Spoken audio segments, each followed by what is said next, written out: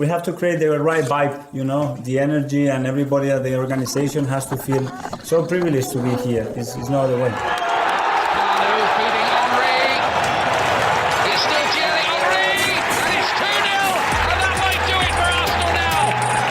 Thanks for listening to the Purely Arsenal podcast. Please follow us on Twitter at Purely Arsenal FP for all the latest Arsenal podcasts. Welcome to an interlull edition of a Purely Arsenal podcast. A very exciting time, but we should be, because we get to talk and take stock of where we're at 3 games into the season, this poxy international break that we always have just after things really get going. Frustrating, must be for the manager, the players, certainly for the fans, but I'm here with James Johnstone. How are you, James? Good morning. Yes, I'm all good, or evening, wherever you are. But yeah, no, pleasure to be here, and I'm glad you've done this a week after. Could have been a completely different show. I mean, I know I went live elsewhere. Shout out to the Highbury squad right after, and you could just tell the split in the fan base just purely based on YouTube comments alone. But yeah, after a week. I've still got the same opinion, but, it's a lot more calmer than maybe it was presented a week or so ago. But no, I appreciate it being here. Excited to get chatting. No, it's a credit to you and anyone else that podcasts from immediately. I'm not good podcasting post defeats, I have to say. No. And certainly, games like that, I do really struggle with it. So full credit to you and everyone that podcasts immediately. I'm not as good a fan as that, to be honest. I find it really difficult. Okay, it's interesting. I can do a little short video, but to really be like, we're going to sit and talk about it. I can do it after a lot of defeats, but the ones that really sort of, gut punch ones, it just takes me a second. We will talk a little bit about Liverpool. I want to take stock a little bit about, obviously the transfer window now is closed, been a big discussion point even throughout the start of the season. I want to take stock of where we think the squad is at going into a massive season ahead for Mikel Arteta and the group, and maybe talk a little bit about I think we're probably done on the sales front, but you never know. There are a few windows still bouncing around for the next week. Maybe, James, you may think otherwise, but optimistically maybe, because we might have a little bit too much depth in certain areas, which is amazing to say. It's a good position to be in that sense. But we'll talk a little bit about the post. There's been a lot of stuff coming out post-Liverpool games, some of which I think's got some validity to it. Some of it I think is a little bit lazy, but what would be expected with sort of post-Arsenal analysis, especially after a big game. But James, window's closed. Me and you love talking about the transfer window, so it's only fair that we talk about it now. It's closed a little bit more. But taking stock, we signed 8 players, right? We signed 8 players in this window. I think it's, in terms of number, it's more than even us optimists probably could have or would have expected, would you say? And I just wanted to know what you think going in now. Do you think is this the most complete our squad's been for some time, or do you still see gaps somewhere that you have concerns with going into the season, given our injury history over the last 12 to 15 months and things like that? Or would you think that's a fair statement in saying this is probably the most complete our squad has looked for a while? Yeah, so I wish I'd actually done proper notes from when we did our video in the summer, because that would have helped. But I'm just going off the top of my head. I think we and you did about roughly 5 or 6 that we thought were going to come in. I think we said about 5 or 6. So with a budget of 235 million, so it was exceeding that, wasn't it? Would have been 260 or something. I believe so. Yeah. It's a bit of discrepancy with the Hincapi stuff, isn't it? And if we're going to be, if we're going to be like Liverpool, then do we talk net or do we not? they all of a sudden they love talking net. They never have before, but they do. Sky Sports loves it now as well. Everyone loves it. But yeah, no, for me, I think. It was, I didn't expect what we'd done. I love what we've done. If I'm going for the most complete, I would say on paper, yes. However, because of injuries that have occurred, Jack, I and again, this is probably going to make me sound incredibly greedy, I'd have potentially, due to the injury of Havertz and the injury of Jesus, and seeing the calibre of player that we use at 9, if they're not going to be, do you know what I mean? Like, for me, I would have maybe, just from a greedy point of view, also liked another, proper centre forward, just for the point of view of Gyökeres, where we're going into this 3 games a week. And I know you've had reservations about how he looks fitness-wise now and everything else. And obviously he's playing more and more 90 minutes, which is good for him. But at the same point, I look at, in a couple of weeks' time, we've got Port Vale coming up. There's Champions League and then league games. If you were to rotate him out, the option will be one of these wingers playing forward, or even Mikel Merino playing as a forward. And I think now, for me, as much as I've got reservations maybe in terms of Mikel Merino as a midfielder and his mobility and everything in the system that we use him, I think if you're going into games with your backup forward being Merino, I know it worked last season and everything else, and he scored some goals at crucial times and everything and helped us win games, but I would rather a more natural player in there due to these injuries. But everything else that we've done, Jack, I think it's spot on.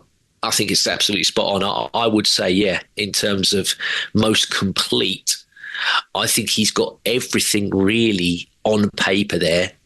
Barring injuries, if everybody's fit, than he's ever had, or, even Unai or Arsene Wenger at the end had at his disposal. I think he's been completely backed to the hilt in terms of money spent, wages spent, and players that have come in, that there should be no real, reservations or complaints here, in my opinion. It's just, again, me being slightly greedy there with the injury front from what I've seen, because I don't really want to play midfielders or wingers that aren't really necessarily even they're not doing best in their preferred positions. So I don't really want to move them into one that they're, not going to struggle even more in.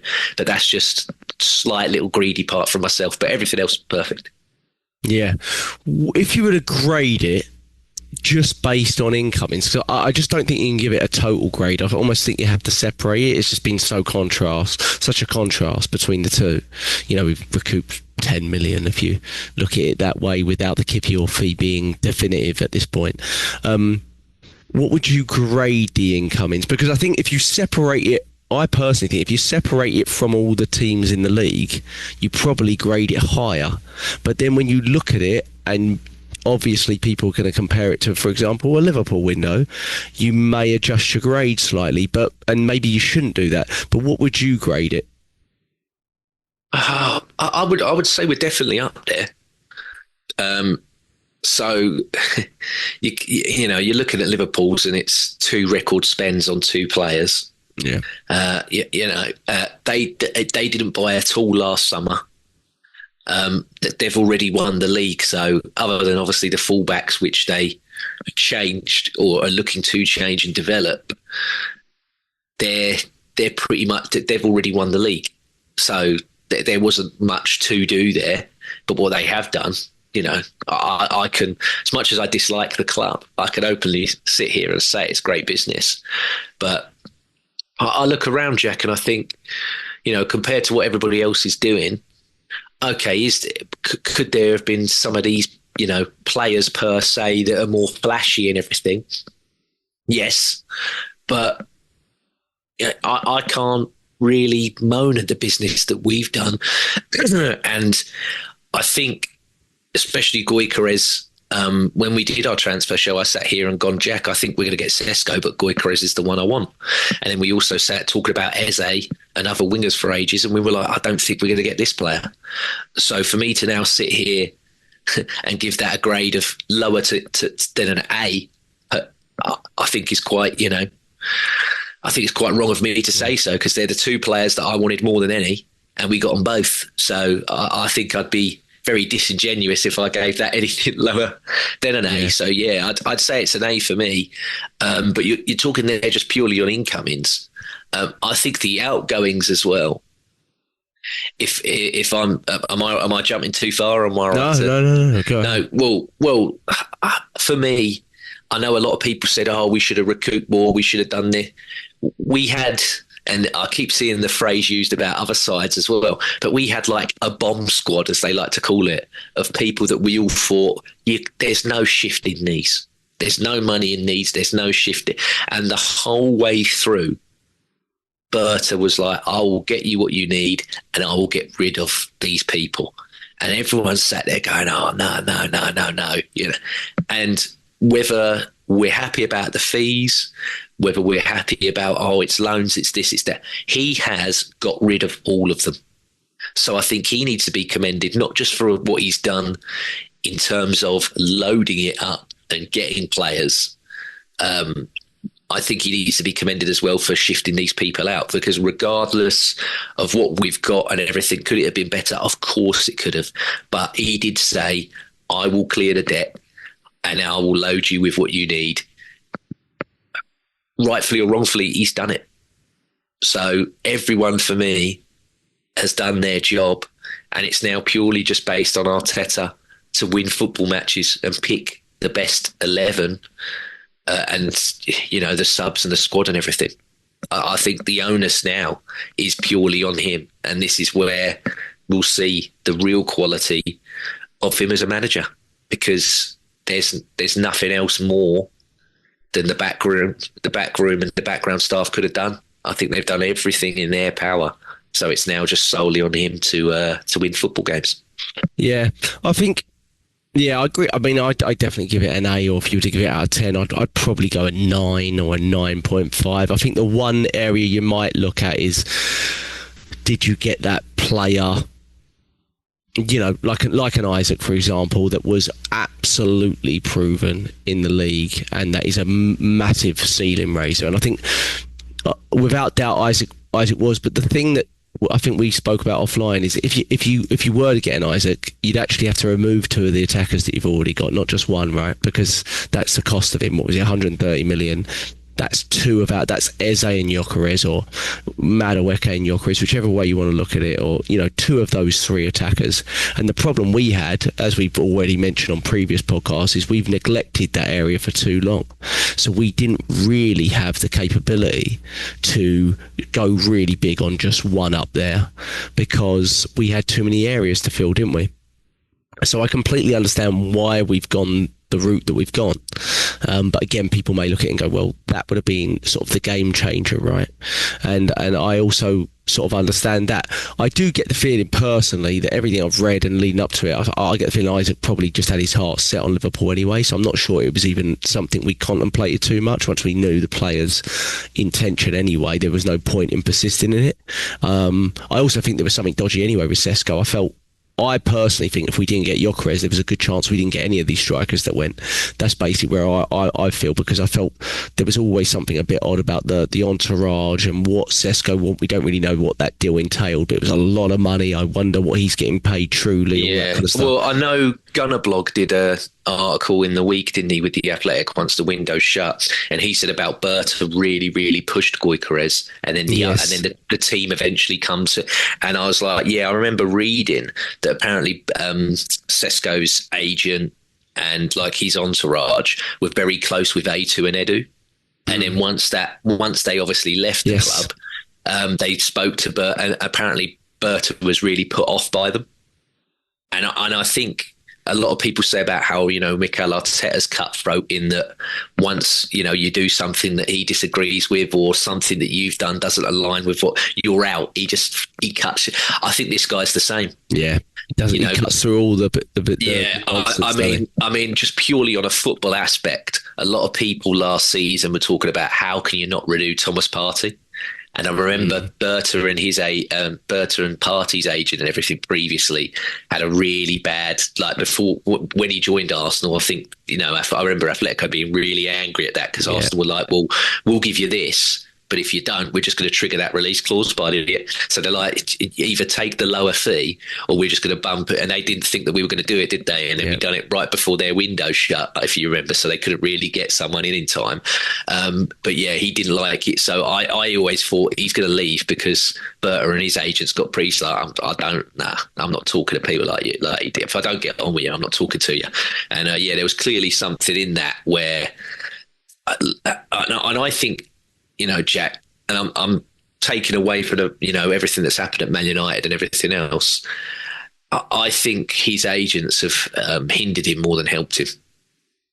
Oh yeah, the demands and everything that they were asking were insane. Yeah, and you could tell they kind of knew that, because in the end they kind of claimed that United was the one all along, and that wasn't true. That was not true at all. They were farming the guy out to anyone who would listen. Yeah. Yeah, and I think they thought bigger clubs were going to come in for him. To be honest, I think they thought the PSGs and the Liverpools of this world were going to come in. Yeah. And they didn't. No, and I think that's where their surprise if you look at when Newcastle were even linked with him just before he joined Man United, I was like, you are going to be pretty much the main man at Newcastle, because Isak's going. They got no one else.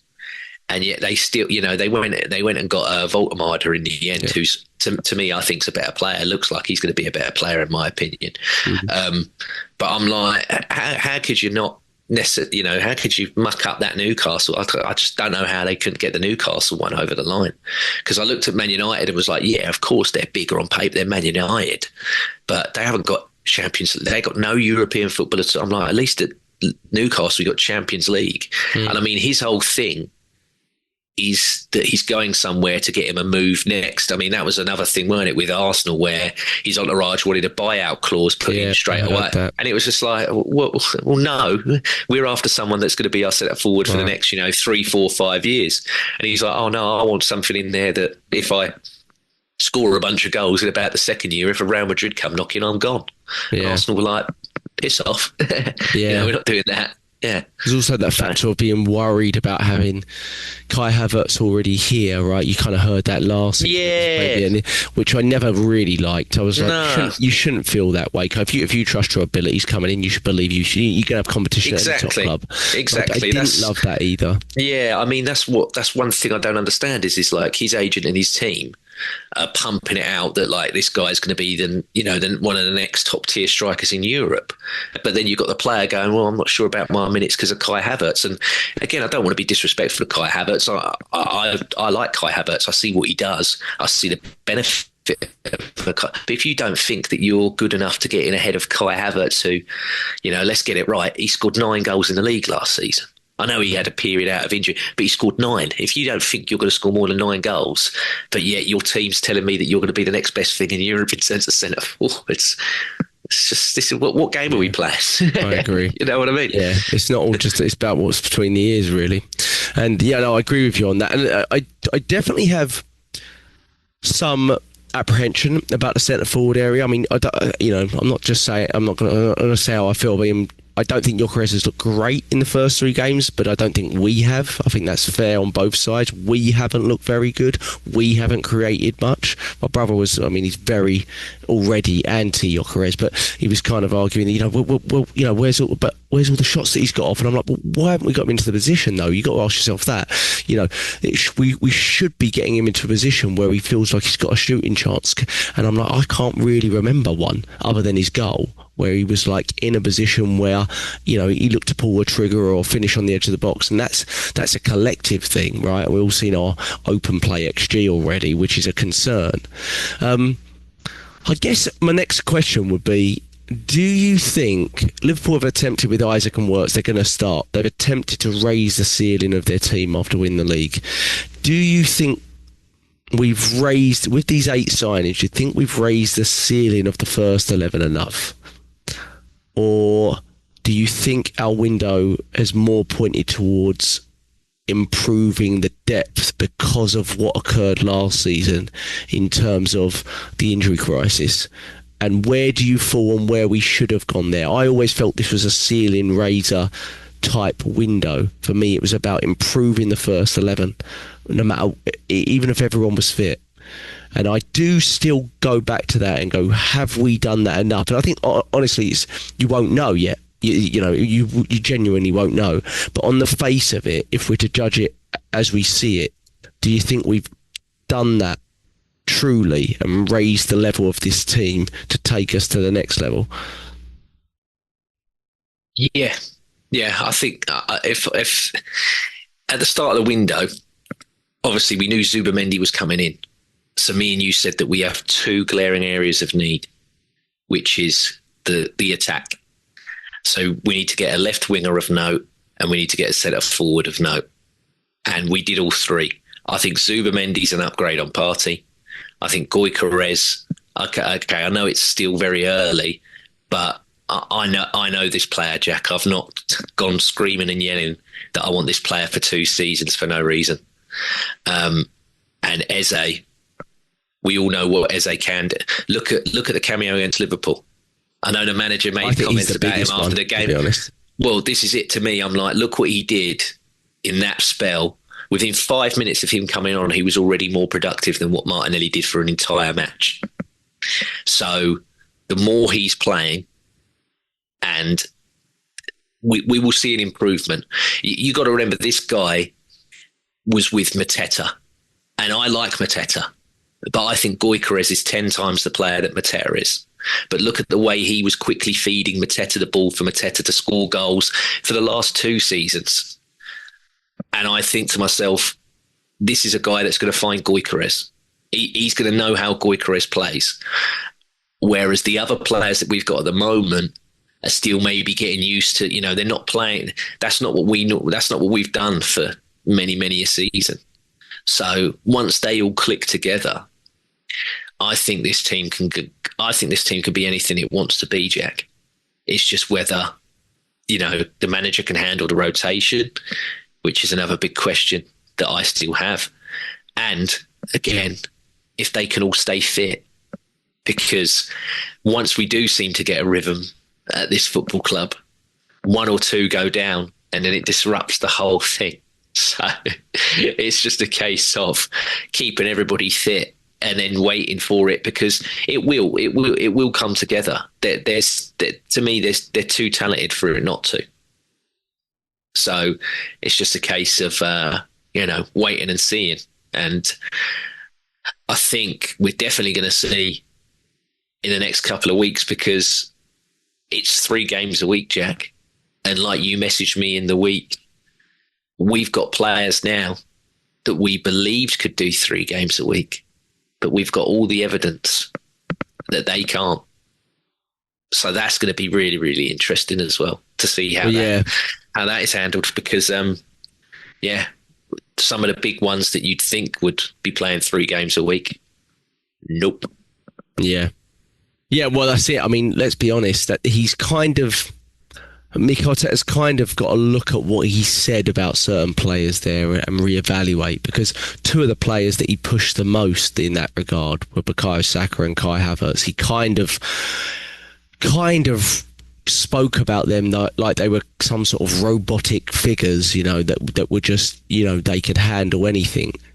And the facts is that's not currently proving to be the case, and nor should it necessarily be.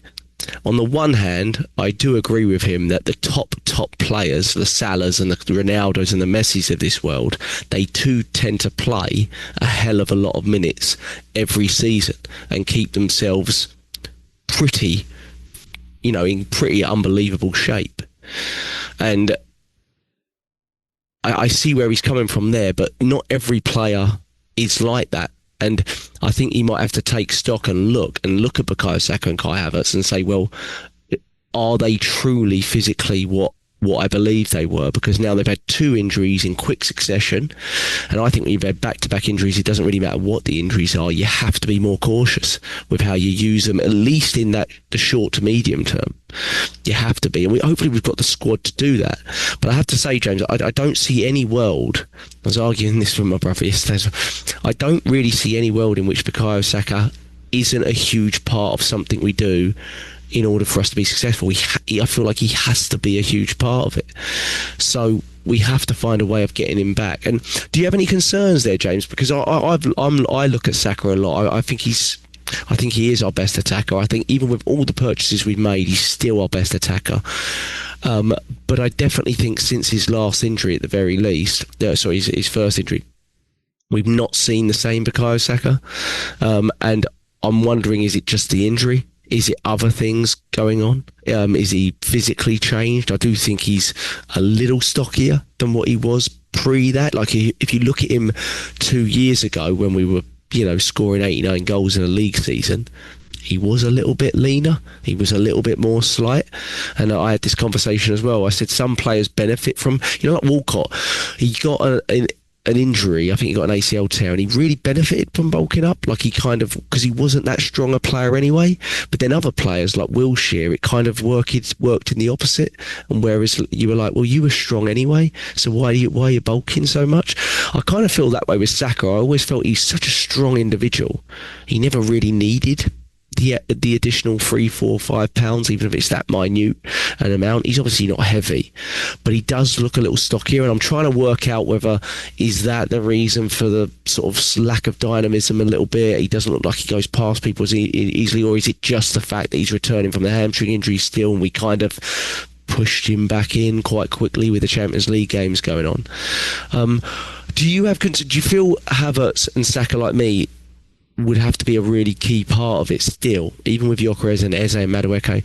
And do you have concerns about them physically? The fact they're both out after 3 games, I assume you would do. Oh yeah, 100%. They're both humongously important players still, in my opinion. Certainly Bukayo Saka more than, for me, Kai Havertz. And again, I don't want people to think that I'm not I don't like Kai Havertz at all. I think he's very, very important. I'd have loved to have Kai Havertz in the squad last week, because that's the kind of game for me that Kai Havertz probably would have thrived in, more so than Gyökeres did, actually. And that's me, being as big a fan of Gyökeres as I have been. I think when you can see things in front of your eyes, you're like, this is for me, I'm like, this is perfect for Kai Havertz, because he can actually hold it up. He can bring people in and everything. And he might have put himself about a bit more on Konate and Van Dijk than Gyökeres did. Yeah. But yeah, they're both going to be so important. But yeah, with Saka, for me, you're spot on there. He definitely was brought back way before he should have been. And that's purely based on we've got Real Madrid. And any footballer in the world wants to play against Real Madrid if the opportunity presents itself. You'll go. I mean, this is a guy that we know has gone through the pain barrier, but you really think he weren't going to go through the pain barrier to play against Real Madrid? No chance. And I think as well, especially the away leg against PSG, he was single-handedly trying to carry that on his back, especially that second half. He had that one where he blazed it over, didn't he? And he knew how badly that miss has probably cost us on the night. And then you have all that adrenaline pumping and everything, and then it's a case of, well, that's it. It's another trophy of the season for me. And I wouldn't say that his effort dipped in those last league games that we had, obviously before the season ended, but you haven't got that extra something to try and pump you up and everything. And for me, I think pre-season, if we're touching on that again, I know that we've brought this up before, but I don't think any of our senior players really, really stood out in pre-season. Our best player pre-season was a 15-year-old boy. So you're looking at what they're doing going into this season, and Saka still scored them. I look at Saka and I think he didn't have a great game at Old Trafford. I don't think he had an amazing game versus Leeds, but he still scored a goal. Yeah. And when you look at the Man United game as well, right near the end of the game, when he switched from being on the right to go to the left, he nearly gave Madueke an assist, and he nearly scored himself at the end. Yeah. So this is to me what Bukayo, and I know Mo Salah, Son, whatever you want to call them, they're probably on paper much better players than he has been as a winger. But I've seen these guys do this for years, where they will have games where they are completely anonymous, and you just keep and on then the right near the depth, yeah, there'll be a corner that he'll whip in, and someone will head it, especially with us, or free kick scenario, they'll whip it, someone will head it, or they'll score a goal themselves, or that we'll get a penalty, they'll score the penalty. I know I don't think he's penalty taker anymore. I think Gyökeres has got the penalty duties. But rightly so, in my opinion. Yeah. But this is it. Is that Bukayo Saka for me is still so important. And like you, Jack, I still think out of all of them, he is our best player. I used to say Martin Odegaard is the best player in this team. Hands down, it's not even a competition. He's the best footballer and he's the best player. But now, the way that he has dropped and tailed off, Saka for me is very, very clear of where I'd place Odegaard at the moment. I think there's even a few more that I'd place higher than Odegaard. I think the likes of Rice, I think the likes of Gabriel, David Raya, the way that he's saved this team time and time again, pardon the pun, with him being a goalkeeper. But I think even they're clear of the captain at the moment. I think the captain needs to step up massively. But just on your question there about Saka and Havertz, they're still massively important, especially Havertz once he's fit, because again, to me, he's the only other natural.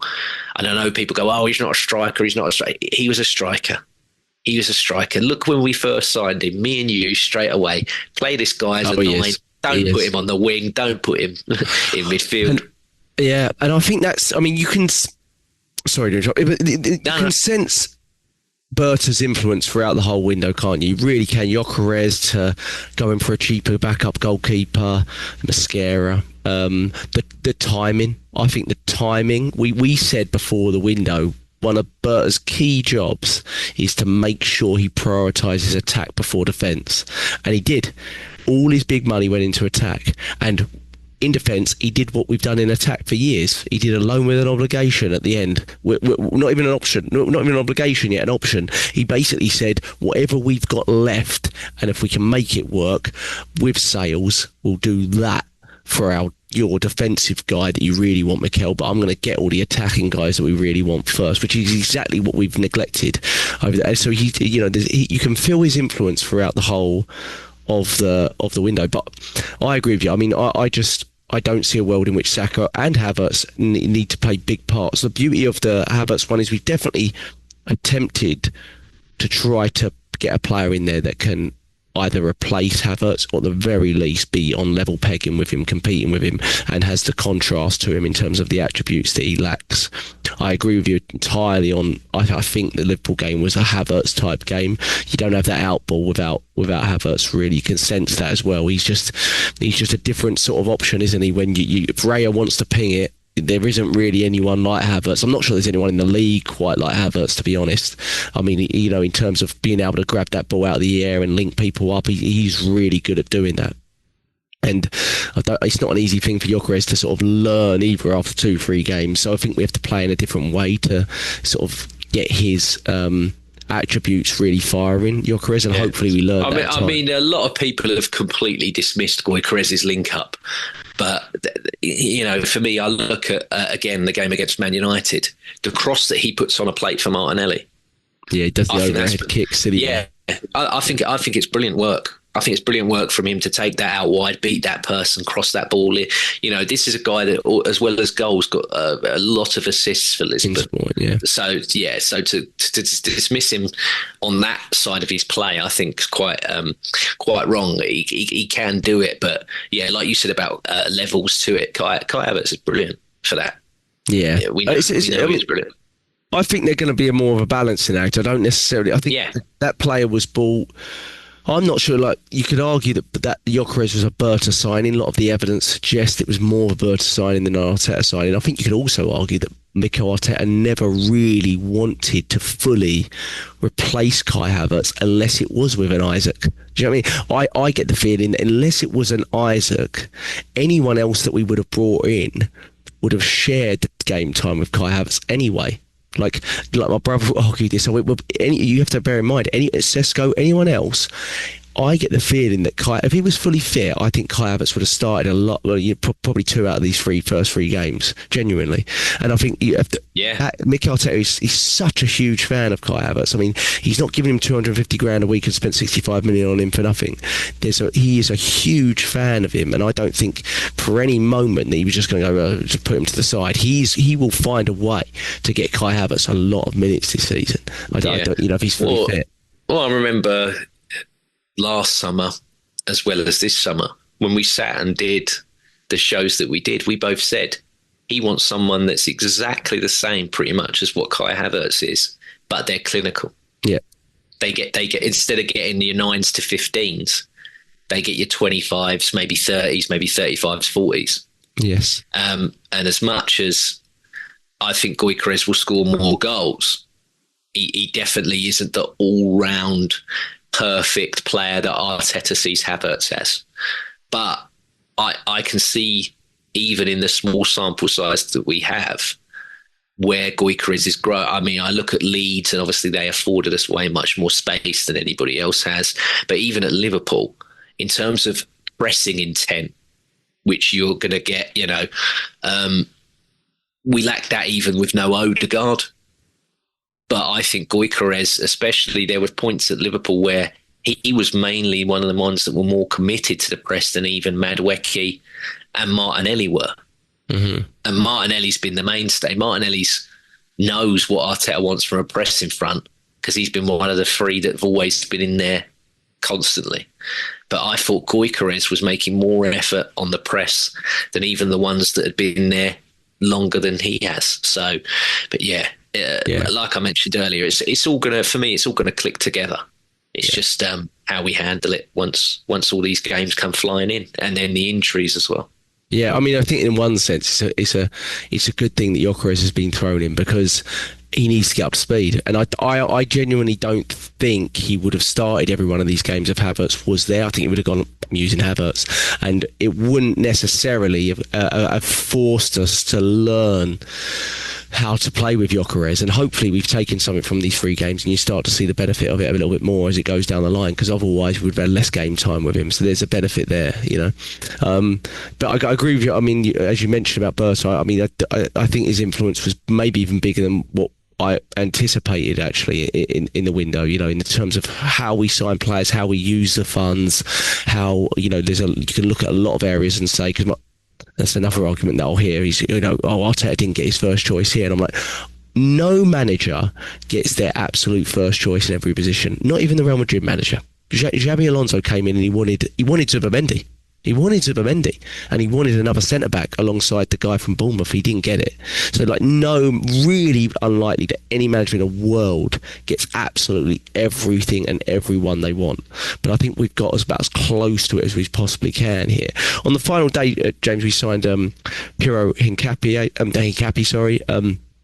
Obviously, I've watched quite a lot of Hincapié.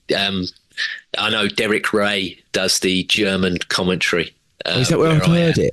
Yeah, he's very fussy on how players are named.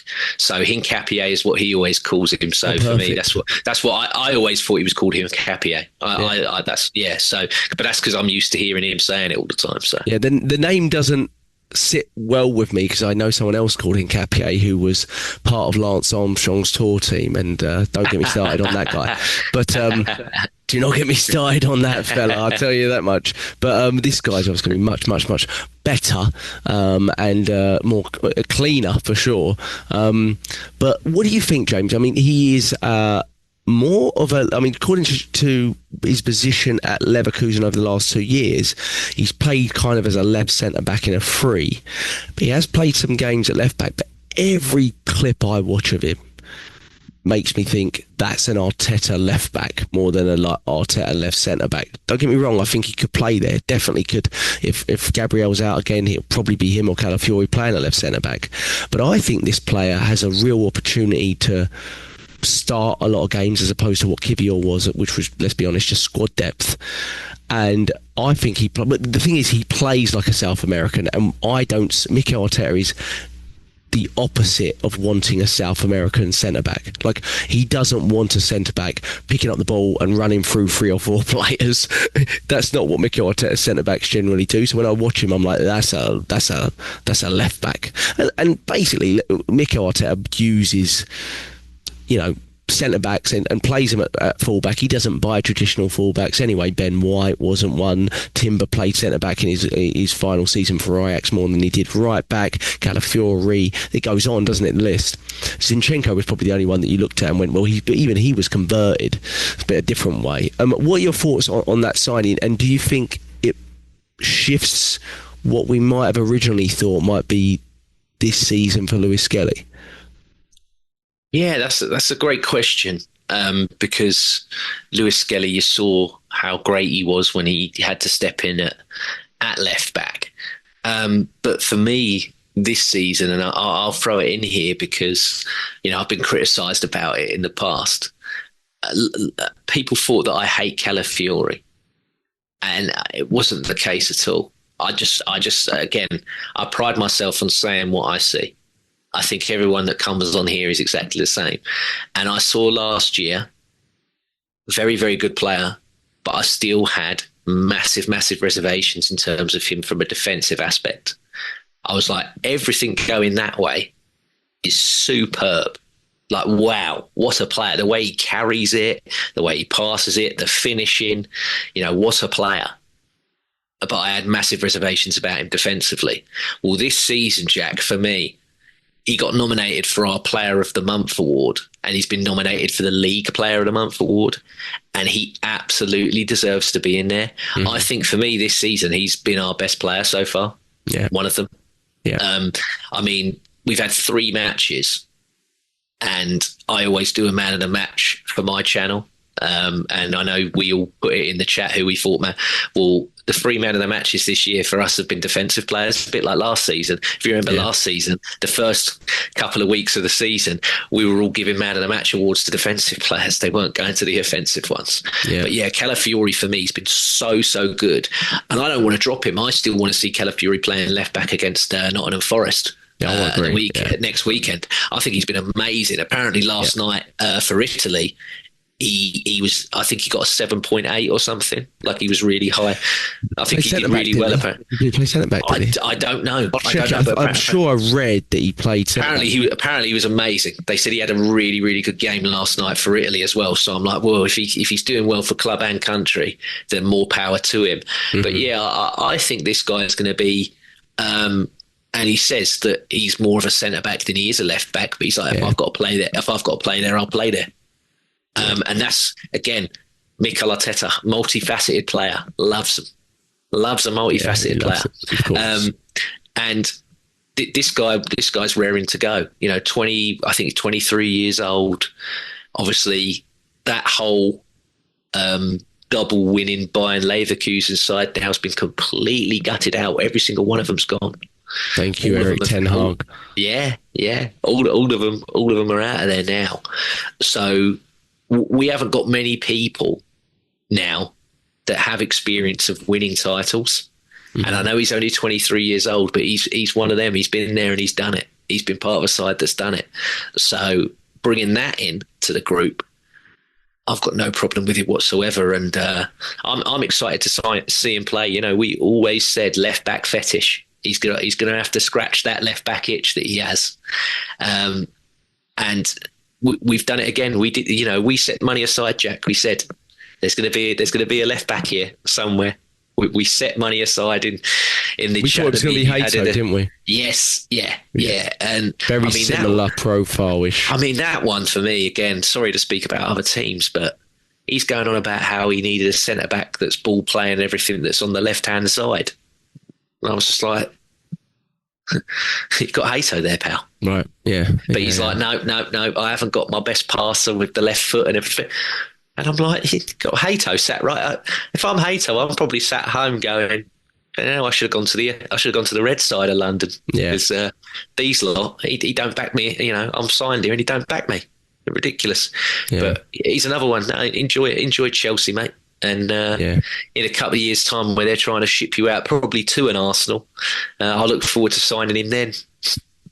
Yeah, no, exactly. I mean, it's just, it's true. I mean, we liked Gerald Hato for a while, didn't we? And obviously, when things go on that long, it sometimes you can't get everyone, I guess. But yeah, how Chelsea use players, they're like a conveyor belt there, so you never know what's going to happen. They just sign players for fun at this point, and it's just rotational, isn't it? I don't really know what the intention is there. I mean, they spend so much money that they're obviously going to do and improve, but it's just pretty ridiculous. That's where the net spend stuff just goes out the window for me as well. So I get Liverpool fans will argue with me about net spend. I'm like, I'm sorry. Okay, if you want to talk net spend, then Chelsea have never spent a thing.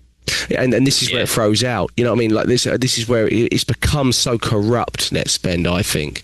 Obviously, we should be doing better in sales internally. We should be looking that we're doing dreadful at that.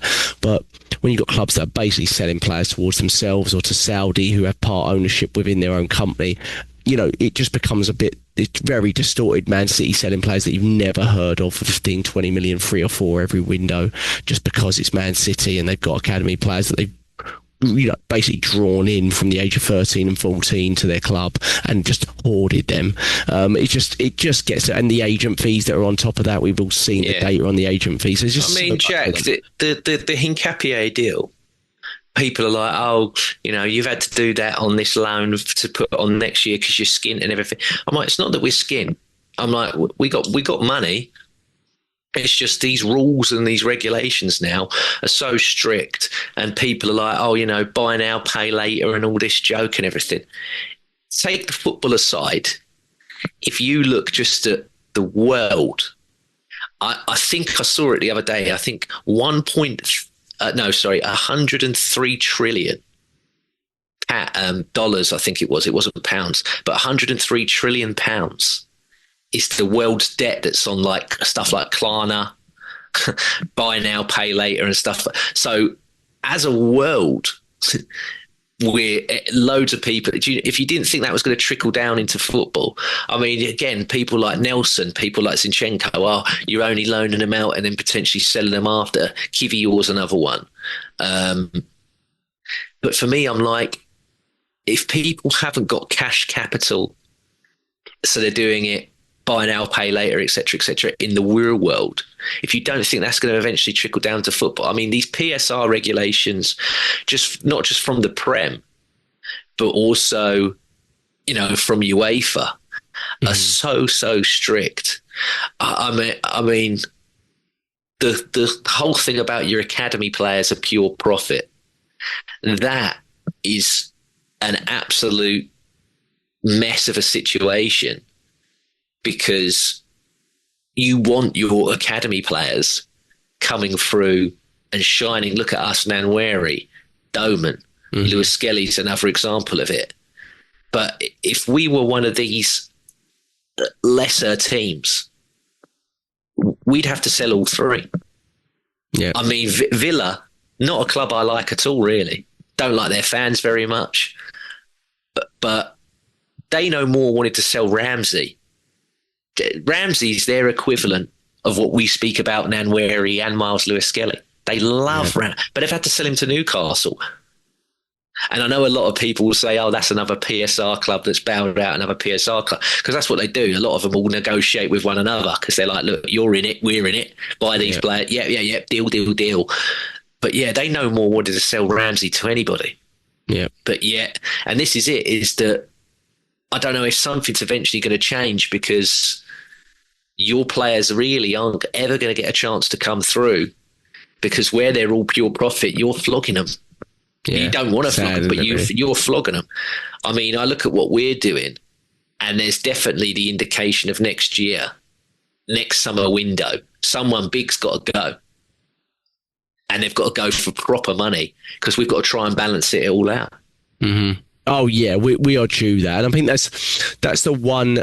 If we just sort of go to sales, I mean, we sort of spoke about it. I agree with you on I hope with the ceiling front. The hard part about last season is raising the ceiling of last season starts with keeping everyone fit, doesn't it? Because if you keep everyone fit, you've raised the ceiling, because you've suddenly got your best players back. Well, I know he's not here, but if I could speak on Neil's behalf, he will probably have been sat here now, and he will laugh when he's listening back to this. He'll go, look, the next big bit of money we need to spend on is finding out why we get all these effing bloody injuries. Yeah, exactly. He's like, that's what he's like do an internal investigation or whatever and find out what's going on.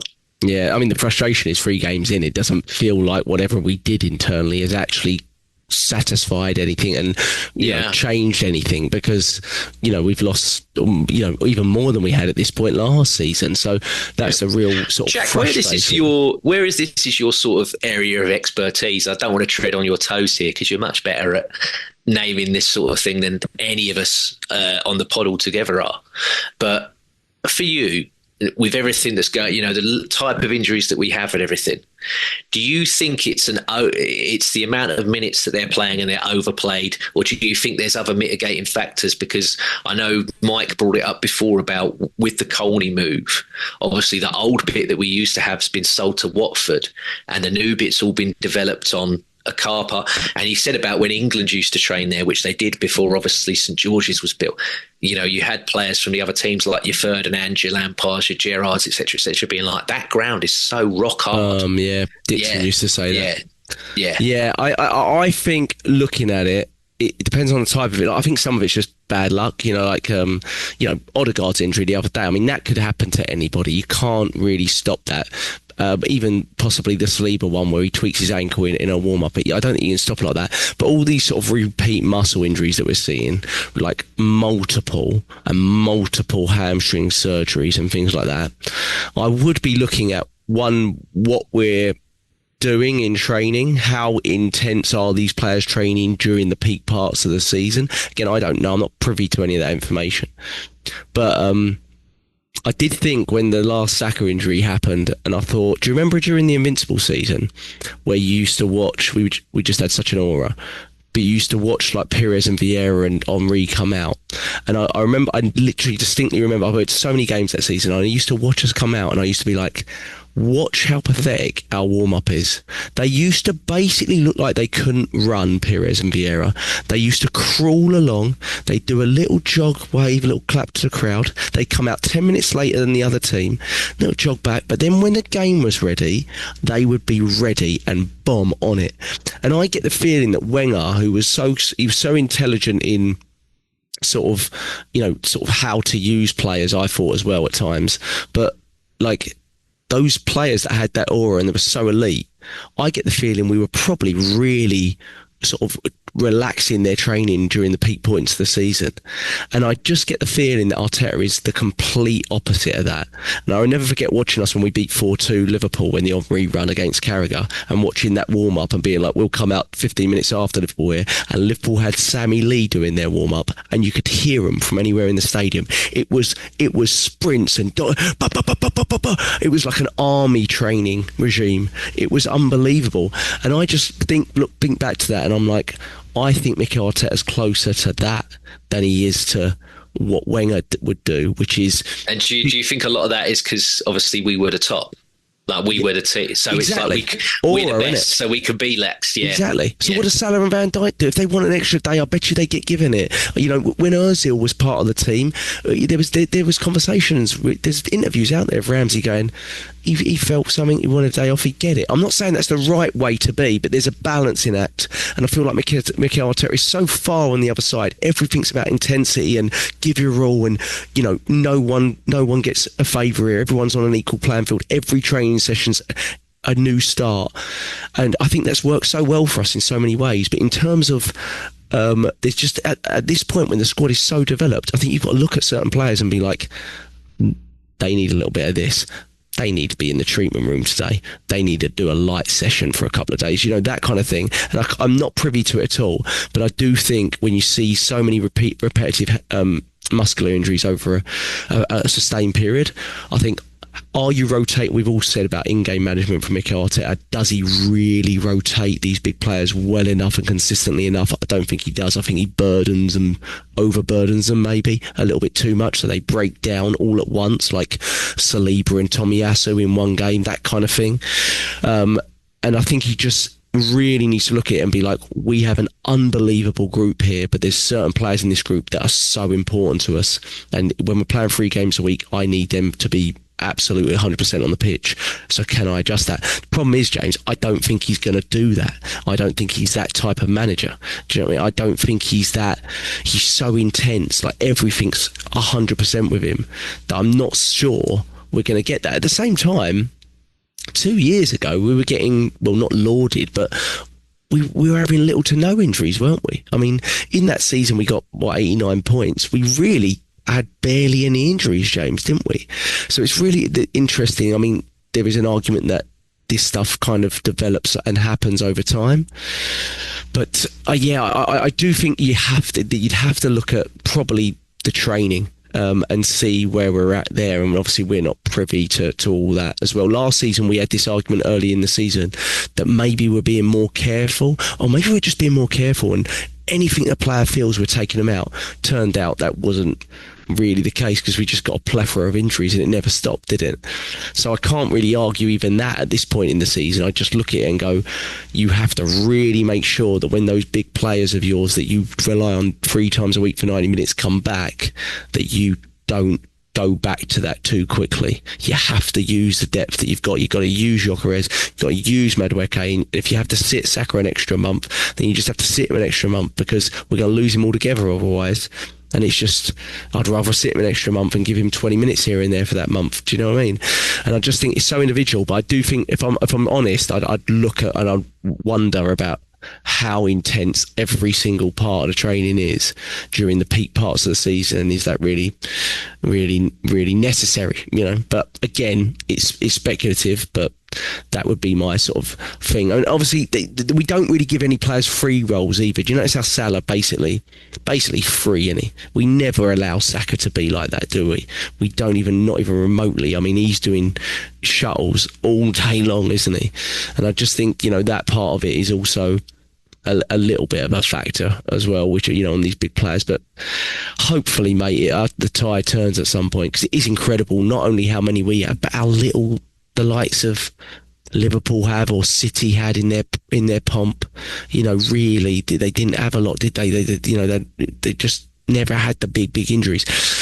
James, would you say, just sort of getting onto the preview of the Forest one real quick, but just before that, if you look at the Liverpool team, and I think we have to sort of say that if we're going to win the league, we're going to have to finish above everyone, but that's going to be probably the team that's going to be the closest, right? If you were to look at, because they've done an amazing, we always said they've had an amazing transfer window.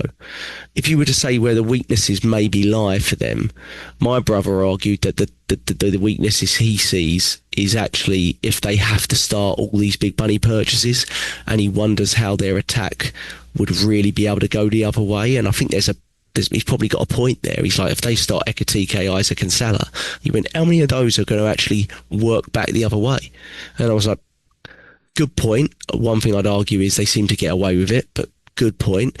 So there might be a factor there. I would also argue the layer under their attack and under their defence, they are still basically looking to have a similar physical season as last season and have very few injuries, because I don't think the layer below that is very, very strong, not in comparison to ours. Would you say that's where their main weaknesses are? Depth and maybe balance, in terms of they're probably changing 4 or 5 players of their first team? So for me, I don't think the balance one's a factor. Right. I think they can chop and change as much as they like. If you look, they didn't have nowhere near the quality that they've got now last season, and they could chop and change whatever, and they still won the league at a canter. Yeah. They borderline pissed the league, for want of a better word. But yeah, if they get a significant crop of injuries, then maybe you'd say there could be a drop off here. But yeah, in terms of that balance, no, they'll find a way to fit them all in. And also, again, don't want to come across as someone that's taking pot shots at our manager, but he has a way of keeping a much better defensive level of football compared to Jurgen Klopp. This guy defensively is streets above him. Yeah. Streets above him. Klopp was just chaos, wasn't he? Yeah, but he can keep his attacking ethos and intent but also still solidifying it at the back. And that's something that Mikel hasn't worked. Mikel, for me, you've got all of these content creators, YouTubers, podcasters, journalists, borderline, you'd think they're on payroll, the way that they talk about, and they constantly talk about how we've got the best defence in the, and it's factual. Last season, best defence in the league by 7 goals. I think the year before that was even better than the 7. I think it was something like 9, maybe a 12 or so. I think this season before we were ahead of people. I can't remember the exact number, sorry. And again, all of it about, look at how well we were doing in Europe last season with this defence. Well, I'm like, we can all see that. You've brought up all the numbers and the metrics for that. But the manager, for me, still won't have a go at certain times because he's worried about, and I'm like, I don't think we've conceded more than 3 goals in a game for nearly 2 to 3 seasons, Jack. I can't remember the last time someone absolutely walloped us by more than 3 goals in a game. Newcastle, was it? Well, it was 2-0. Well, maybe, yeah. Yeah. But again, and they were in legs, weren't it? So, yeah. But I'm talking about in one game. I can't remember the last time someone's put like 4 or 5 in against us. I can't remember. Yeah. Again, put it in the comments or on Twitter or anything to let me know, because I can't remember off the top of my head. So, I think there's a way there where you can still be defensively solid, but not at the detriment to your attack. And that's something that we need to figure out, because for me, Liverpool, again, they're always, again, it's people say, oh yeah, the test of champions is playing badly, but still getting a result. And I saw people saying that when we talked about Man United, and I was just like, yeah, I was like, the result's amazing. But the performance, because we haven't seen a sustained period of Arsenal doing that. Whereas Liverpool, I saw them towards the end of the Klopp era, and more than anybody with Arne Slot. Yeah. They just find a way. Yeah. They just find a way. Yeah. I'm constantly sat there going, you jammy bastards. But they do it every time. That's what, yeah. They do it every time. Yeah. And I guess where I was much, much younger and everything else like that, I bet you that whole Invincibles era, people that supported other teams were probably sat there going, Arsenal, you jammy bastards. How have you done this? How have you done that? And that's how I feel about Liverpool. If you were to say to me, do you really think Liverpool are a great side? And this is going from when I've watched football since 95, 96 was when I first properly started. I would not put them down as one of the best sides I've ever seen. I wouldn't. But they still get the job done. And that to me, there's something impressive in how they just always find a way. Yeah. But if you were to say, do I put them on the level of our 98 team, Man United's team of 99, Man United's team of 09, Invincibles, the first Jose's Chelsea. They're nowhere near. Right. But they just find ways. They just always find a way.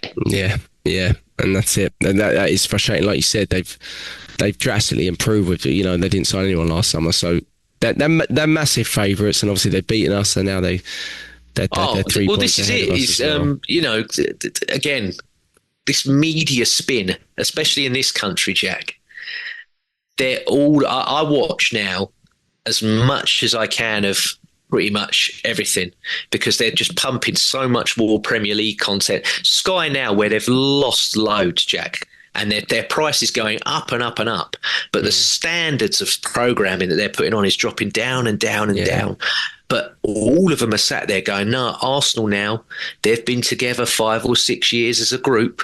I'm like, they've even got Liverpool players going on there and saying it, haven't they? Yeah, and they're like, they're the favourites, and they're trying to make out that Liverpool are this plucky sort of underdog.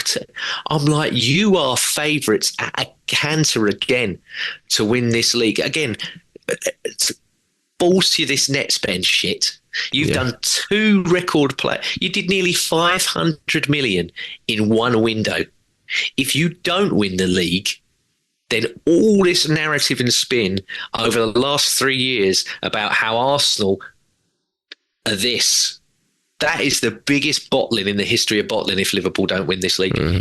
Yeah. They should be, I think it was it 12 points last year that they won the league? Yeah, something like that. Because no one really they should be 15 to 18 this year. Yeah. They should be wiping everybody. Yeah. The hard part is, I mean, if you look at the game, and obviously the analysis, I almost had to switch off. I don't know if you did. I had to switch off from some of the analysis because some of it has some validity, I think, but a lot of the true analysis really came from an internal Arsenal fan perspective than any sort of global media who I just felt was pretty lazy with it, you know. Obviously, the sort of general outlook is Liverpool won, Arsenal were very negative.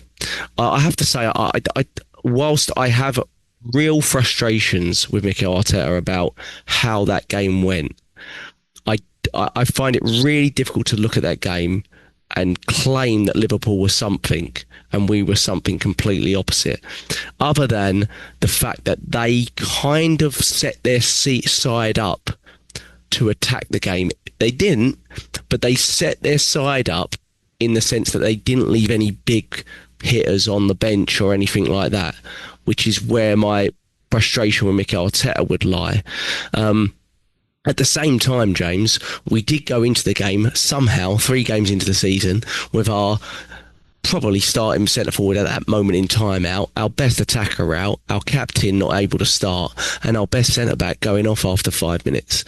And I do think if that was flipped, I'd love to. You'd never hear at the end of it in the media. I mean, the whole game would just be like, "What an opportunity for Arsenal! They have to win this." That would be the only conversation that comes out of Carragher and Neville's mouth. That's all that ever happens. If you look at when we've beat big sides, they always talk about the player. I remember when we beat Man City the year when Martinelli got the one off Ake. Yes. Do you remember? They were like, oh, there was no Kevin De Bruyne. There was no this one. You know, if Arsenal need to beat Man City when these players are in, and it was just like, oh, fuck off. Yeah. Like you're saying there, it's like, why do the goalposts always move? Yeah. You know, exactly. And last year at home, oh, well, there was no Rodri, there was no this, there was no... Again, fuck off. Yeah. Like, it's jarring. It's absolutely jarring. The way... And again, you're spot on because you know why they do it. Because... Yeah, they're going to get reaction. Yeah, we're a reactionary fan base. We buy it. We all buy it. I mean, the Schmeichel one, part of me was just like, you watched your son play in the old firm beforehand where he had an absolute... Jack, honestly, family ties, I'm a humongous Celtic as well as Arsenal fan, love Celtic. That was one of the worst games of football I've ever seen in my life. That old firm that was on before Arsenal. Yeah. No, honestly. But Schmeichel, oh my God, Kasper Schmeichel. And I'm like, you just watched your son have a stinker. You watched another game that was quite boring. And then it took an amazing free kick. And I'm like, you don't like Arsenal anyway, because then any of that Fergie era sort of... Roy Keane's got better with time. Neville's still sus. There's a few others that are from that side that are their biggest rivals were Arsenal. They played through an era where all of these media people, their biggest rivals were Arsenal.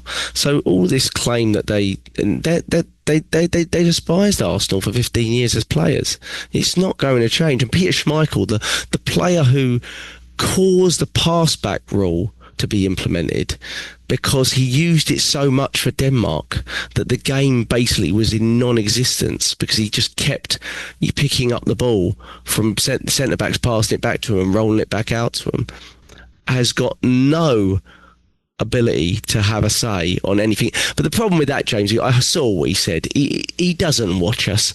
It's so lazy. The analysis is so lazy. My biggest issue from an internal perspective was he played 2 defensive players in attacking positions in Marino and Martinelli. I think, you know, there was better options, and I think he could have changed it earlier. That was my 2 major issues with him. I think he could have changed it if he started like that 10 or 15 minutes earlier. Probably just as the second half started, he could have switched it up and gone for it. And that's where I go back to what you said earlier when we were talking about the injuries and you said about the aura and the invincibles and everything. I think intent is so massive, it is. And that's in any walk of life.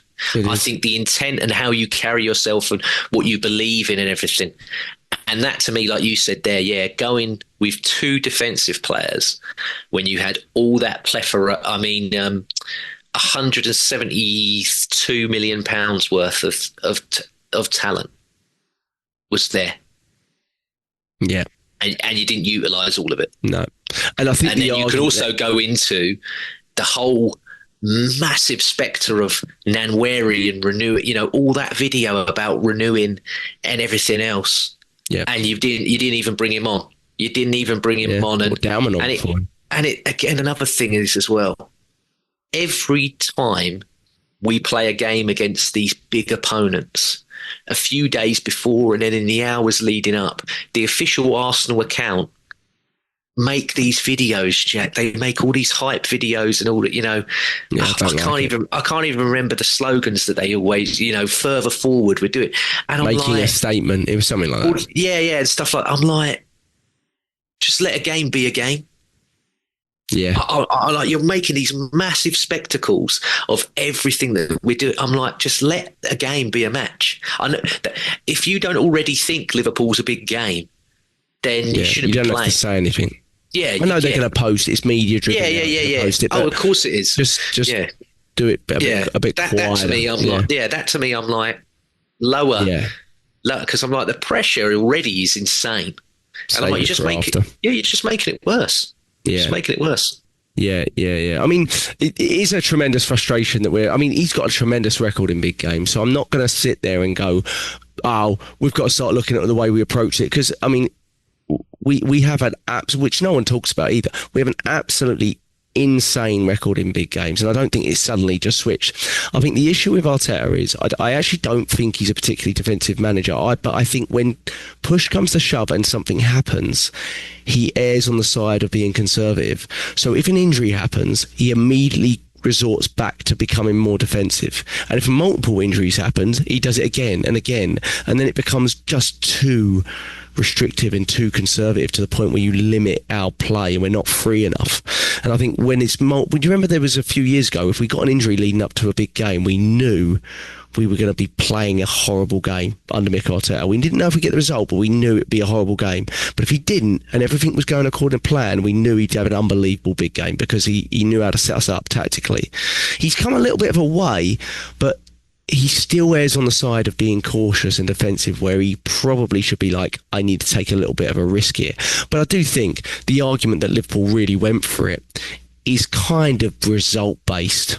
They scored a free kick from 30 yards and now everything looks amazing to them, and they've gone, wow, how brilliant was Van Dijk. But if we'd done that, everyone would have said it about our centre back, and so on. I think the result has guided a lot of that. That's what champions do. They were pushing for it a little bit more, but when you look at it, I think we edged the first half, I think they edged the second half. Defence cancelled each other out and there was a worldy goal in there. I think that's basically what happened. I think there was about 10-15 minute spell in the second half where you could tell they were upping the pressure a little bit, for sure. But they didn't really trouble us. They didn't really trouble us. They had that one chance that was offside that was like, oh, a little bit.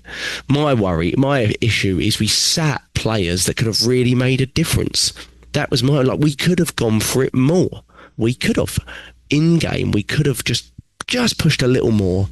And he kept the handbrake on a little bit too much for me, and I think sometimes you've got to go and take that. You got to take it away from them. You got to go and we didn't. And I think that will, be a regret of ours, because now you leave yourself very, very little room for error, don't you? And they've won 3 games. I think they've probably played worse in their 3 games than we have. I mean, there's an argument they have. 100%. Right. Yeah. 100%. But they've come away with 3 wins, and they know they're going to get better, and they've got the best striker in the league coming into the team and all that kind of stuff, and they're going to power up from here. So we know they're not going to look as vulnerable as games go on, right?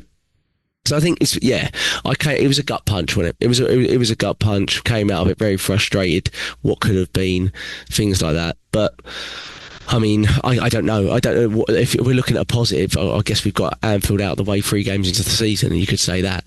But we've come away with nothing from it.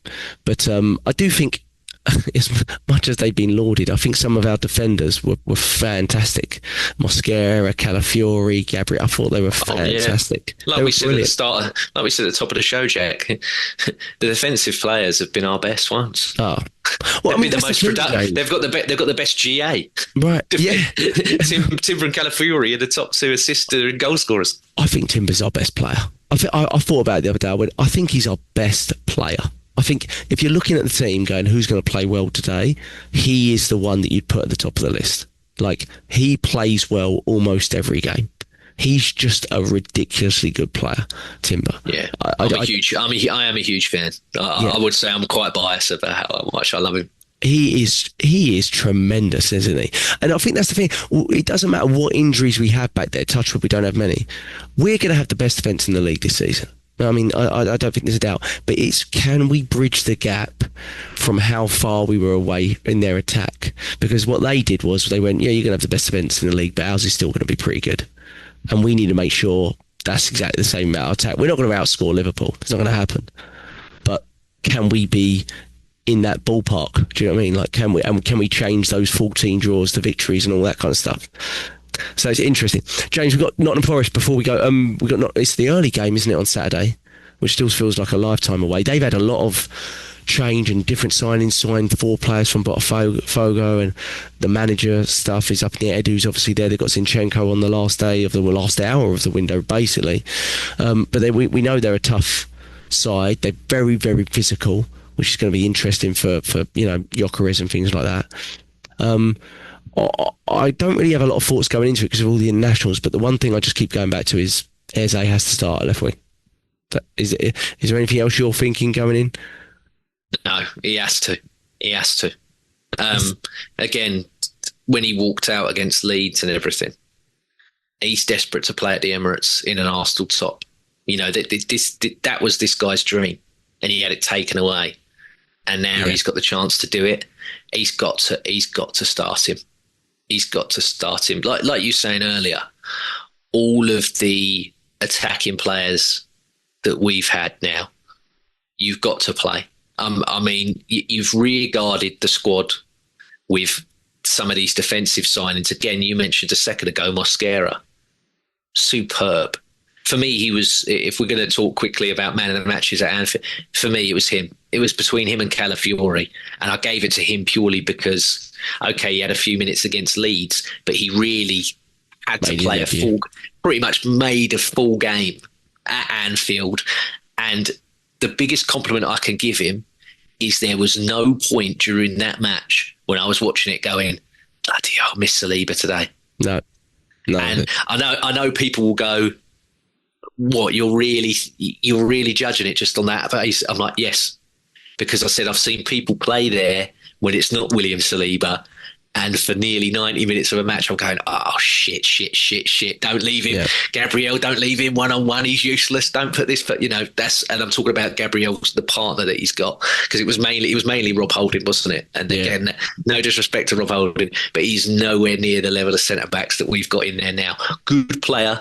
Very, very grateful for his performance with Mertesacker against Chelsea all them years in that FA Cup, but he's nowhere near the level of centre-back that Arsenal Football Club now employ. No. Nowhere near.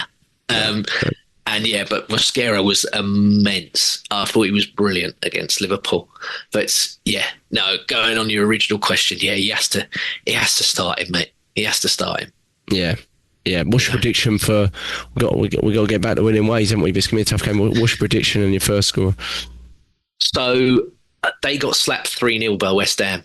So they're going to. Yeah, but then did they win the previous week? Did they ever win this week? Yeah. They've been kind of. It's kind of up and down, isn't it? They've done all right, other than that West Ham game, and a lot of people were saying, "Oh, is that just an anomaly with everything that's going on and what have you?" I don't think no manager deliberately chucks games so that they go and spend more money on players that they need. I don't think that Nuno Santo is that way inclined. I don't think he'd make him. This is a guy that's pretty much nearing the sack, and I think if he was to deliberately, as some people have said it, lose a match in order to get what he wants, he wouldn't win that battle. Marianakis is an absolute mentalist. Yeah, Edu. we know, I wouldn't say he's a mentalist, but we know that there's a few things how Edu operates that aren't conventional. I'll leave it that way. But I just think to myself, they're not going to be as bad as they were against West Ham. Yeah, for sure. So I think it's going to be, I wouldn't say a tough game, but it's definitely going to be tougher than the likes of Leeds that presented us.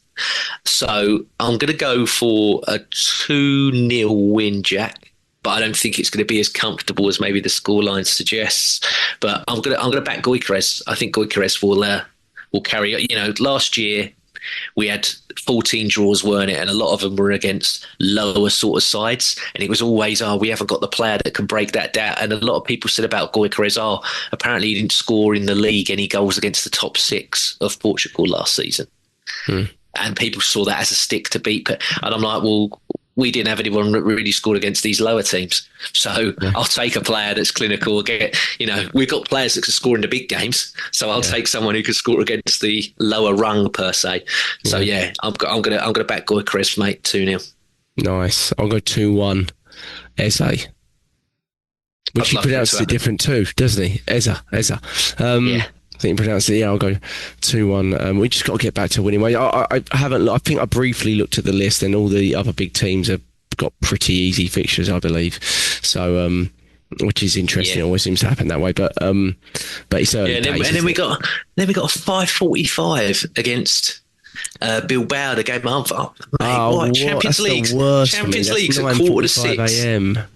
Champions League at 5:45 in the evening. What is this? Sorry, but in the words of Sean Dyche, what is this woke nonsense? Why are we getting, and again, there's another week in that first week where there's games. Have you seen Man City being like, we've got a bloody Champions League on a Thursday night? I'm like, I saw that. I commented. Yeah, so did we. There was none of that. No one mentioned it when we got that last year. And as bad as we do have a really tough start again this season, but our start last year was also brutal. And that week was, I don't know what it was. I think it was it Tottenham away, Atlanta on a Thursday, Man City away on a Sunday? Yeah. It was it was unbelievable that week, really. And we were already struggling, I think, physically.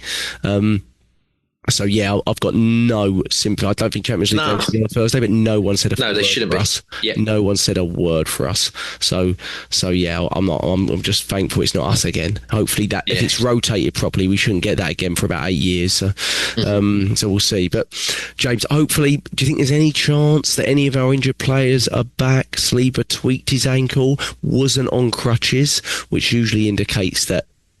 Well, it's minor, I would say, because they would have either put him in a boot or put him on crutches. So my hope is maybe not too far away, maybe a week or two beyond that game away. Saka, maybe too soon for him as well. What do you reckon?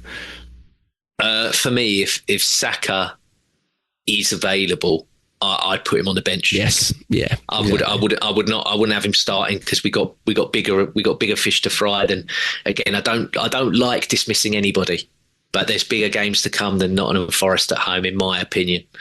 So I would keep him safe, bring him on only if we have to. Saliba, again, you're better than me at knowing this sort of thing, so I'll leave that one to you. But in my head, I think he probably isn't ready for this one coming up. I don't know. Yeah, could be short. You'd know better. Might not than me. be if you just tweaked it, but could be a little bit short. And then Ben White and Norgard apparently are both supposedly ready, so they're going to be back. So that's what I read literally before we started at about maybe an hour and a half or so ago.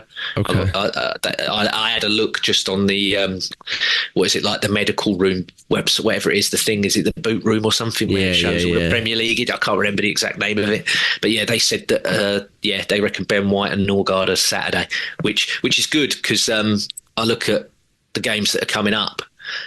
Maybe not necessarily Bilbao because I think he'll play Zubimendi. I think he's going to play Zubimendi in both of those, but especially Port Vale and then more and more of the Carabao. I'm like, start Norgard in that. Don't play Zubimendi. I'm so curious to see where the next minutes come for Lewis Skelly. Do you know what I mean? Aren't you so curious about that? Because he's going to play in the next week. He's going to play. That would be very interesting with Port Vale. That would be so interesting because in my head, if I'm picking lineups for Port Vale, I'm looking at it thinking he potentially could put a kid like a Nichols or something at right back, and then go for, you know, Ben White as a centre-back or Mosquera as a centre-back, Hincapié as the left centre-back or left back. And then for me, in my head, I'm thinking, well, you'd go Norgard, Nwaneri, Marino as your three in the midfield. But he might go, no, I'm going to put Marino as the striker, and I'm going to put Lewis Skelly as an 8 with Nwaneri. Or do you know what I mean? It's so interesting of where he's gonna potentially play him. We've got a really good ability to play quite strong sides in these cup games, to be honest. Yeah, even with full rotation. That's why when people were at the start of the year and all that saying about minutes for this, minutes for that, I was like, look, we're so rear guarded now. Again, if nobody gets injured, get massive fingers, we're so rear guarded in what we've got that there's plenty of minutes for these players to play. So I don't know why everyone's panicking about, you're going to curtail the minutes of this person, you're going to curtail the minutes of that. But no, there is 60. If we do as well as we want to do in all these cup competitions, there's 60 to 64 potential games here. Yeah. So don't worry about minutes for anybody, because there's plenty and plenty of time. And for me, the backup squad that we've got, more so than the first team, we made the semis of the Carabao. I'm expecting at least the same, even better this season, because we're more rear guarded than we were last year. Yeah. Yeah. So I think we should go. I think we should be going far in that competition. I really do. Even with a full rotated 11, basically. Yeah. Yep. So it'll be really interesting. All right. Well, look, that was good. We talked about the transfer window, talked about sales. The one part we maybe didn't mention too much is Martinelli and Trossard are still here. That's probably the one area that Berta maybe looked at for. You did say about other windows not closing. Right. And we don't know if these Turkish sources ever come true.